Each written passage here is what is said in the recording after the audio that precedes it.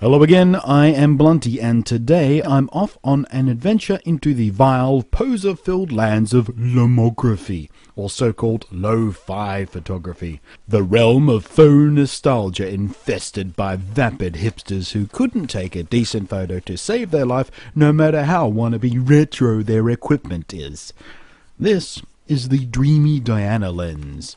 The original Diana camera from which this lens is based was a cheap Chinese piece of crap made entirely out of plastic, including the lens itself, and went on sale in the 1960s. It was popular because it was cheap.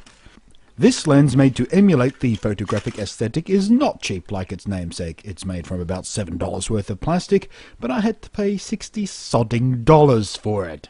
It has an extremely rudimentary focus ring. It feels very, very cheap and nasty in every way. It has a rangefinder lens thingy included, which is completely useless, and this is the adapter needed to fit it onto my Canon DSLR. These types of plastic lenses have become popular today, partly because most hipsters are complete pillocks who use the flawed-by-design equipment in an attempt to hide the fact they've got no actual photographic talent, and partly because it can be an interesting creative diversion to move away from today's sophisticated and carefully crafted optical equipment into something that by its very nature makes things a little more unpredictable and forces one to change the way one thinks about taking any particular shot.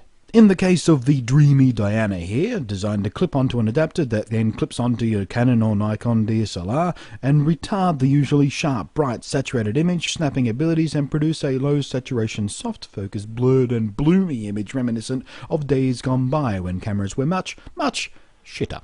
So enough mocking of the talentless hipsters and smug, self-satisfied ignorance of the so-called lo-fi photographers. It's time for me to strap this overpriced hunk of Chinese plastic onto my Canon 60D and leave my photo comfort zone to see if I can find out what all the fuss is about. Now, these types of plastic lenses show off their unique aesthetic best when there's lots of contrast, so you want to look for harsh or direct lighting. If you shoot in mild lighting, you may not even be able to see what all the fuss is about with lenses like this, as all you get is a kind of blurry photo.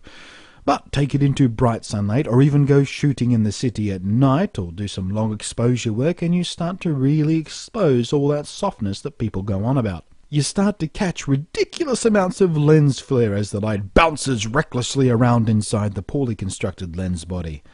Any direct light source in your frame will bloom into a spherical bubble of glow. Now, I must point out that the images you're seeing here have been edited to some extent in aperture. Most of them have just had the contrast and saturation pushed up just a bit, as the Diana lens itself tends to produce a rather boring and flat tonal quality that I personally find quite uninteresting. And a few others here have had a bit of a colour filter washed over to enhance that old-timey feeling a bit. For old-timey, feel free to read Primitive Chemical Developing. It also needs to be pointed out that if you're unfamiliar with this sort of lens, it's a dumb lens. That is to say, there's no electronics in it at all. No autofocus, no aperture adjustment, not a single chip or circuit to report back to your camera what the lens is doing, what its characteristics are, or even what the hell it is. For all your camera knows, you've got a slice of lemon gaffer taped to the front of it. So you'll be shooting in full manual mode. There is no other option. You must take full responsibility for manually setting each and every adjustment that affects the exposure. Mainly this means you'll be constantly fiddling and balancing the shutter speed with the ISO setting. Even the light meter on your camera probably won't give you reliable readings. Mine certainly didn't. So I found myself doing a lot of experimentation and test shots. Let me give you the numbers. I took well over 400 shots over 2 days with this lens, and the 44 images in this video are the only ones I liked. But there are some amongst this group that I really like quite a lot. Certain shots that I feel just wouldn't have the same charm without the soft glow of the Diana lens. And to be honest, this lens doesn't do anything that I can't accomplish pretty quickly in some editing software. But that's not the point of shooting with it. The point is to embrace the unpredictability, to explore how its imperfection affects the light, and photography is all about thinking about how light acts. I really started to enjoy the challenge of working with both the severe limits and the inherent unpredictability of the stupid little hipster lens. I'm still not in love with the specific aesthetic of these soft focus blooming images, and the number of times I released the shutter versus the number of images I'd even consider showing anyone is severely misbalanced.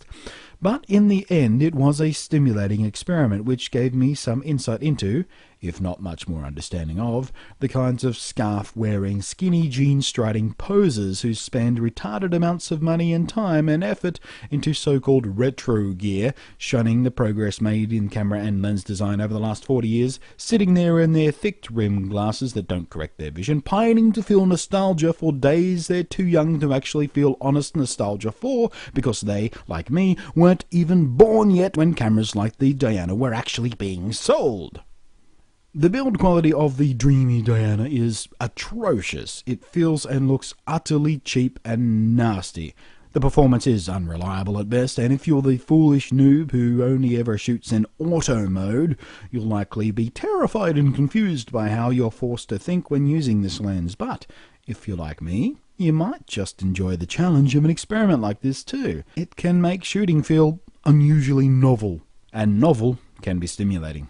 Thanks for watching. I'm Blunty, and I'll catch you next time.